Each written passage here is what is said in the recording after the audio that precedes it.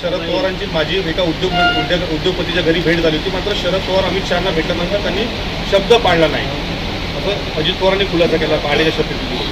त्यांनी खुलासा केलेलाच आहे ना. त्यामुळे आता त्यांचा जे काही अजितदादांच्या मागे कोण होतं शपथ घेण्यासाठी कुणी पाठवलेलं ते आता अजितदादांनीच खुलासा केला आहे ना. त्यामुळे ही वस्तुस्थिती लोकांसमोर त्यांनी आणलेली आहे. त्यामुळे अजितदादा आणि आता आमच्यासोबत आहेत, महायुतीसोबत आहेत. आज महायुतीचं काम या राज्यामध्ये खूप चांगल्या प्रकारचं चालू आहे. शिवसेना भाजप युती होती, त्यामध्ये अजितदादा सामील झाले. आता आपण पाहतोय की 2 वर्षामध्ये या राज्यामध्ये जे काही सर्वांगीण विकास आम्ही करतोय, या सर्व घटकांना घेऊन पुढे जातोय. केंद्राची मदत आम्हाला मिळते आहे. मोदीजींनी देखील 10 वर्षामध्ये जो काही केलेला देशाचा विकास आहे तोही लोकांच्या समोर आहे. 50-60 वर्षात काँग्रेसने जे केलं नाही किंवा पुढच्या 100 वर्षात देखील करू शकणार नाही, असं काम मोदीजींनी 10 वर्षात केलं आहे.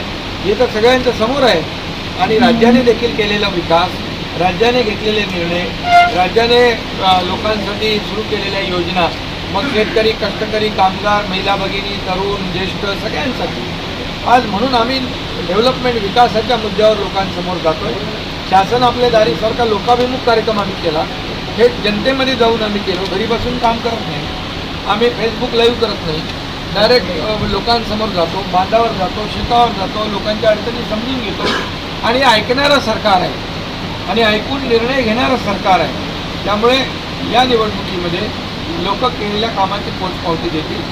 घरी बसणाऱ्यांना नाही तर रस्त्यावर उतरून, फील्डवर उतरून काम करणाऱ्या लोकांना मतदान करतील. इंडियन एक्सप्रेसला दिलेल्या मुलाखतीमध्ये आज माजी मंत्री चंद्रकांत ठाकरे, सुभाष ठाकरे साहेब, चंद्रकांत ठाकरे हे सगळे लोक का येऊन सोबत येत आहेत, याचं कारण की हे काम करणारं सरकार आहे.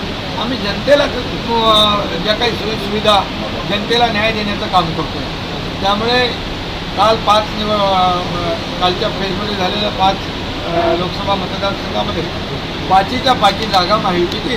इंडियन एक्सप्रेसला दिलेल्या मुलाखतीमध्ये उद्धव ठाकरेंनी म्हटलं की देवेंद्र फडणवीसांनी शब्द दिला होता आदित्य ठाकरेंना मुख्यमंत्री बनवतील, ते स्वतः दिल्लीला जातील, मात्र त्यांनी माझ्याच माणसासमोर मला खोटं पाडलं, असं उद्धव ठाकरेंनी मुलाखती दरम्यान सांगितलं.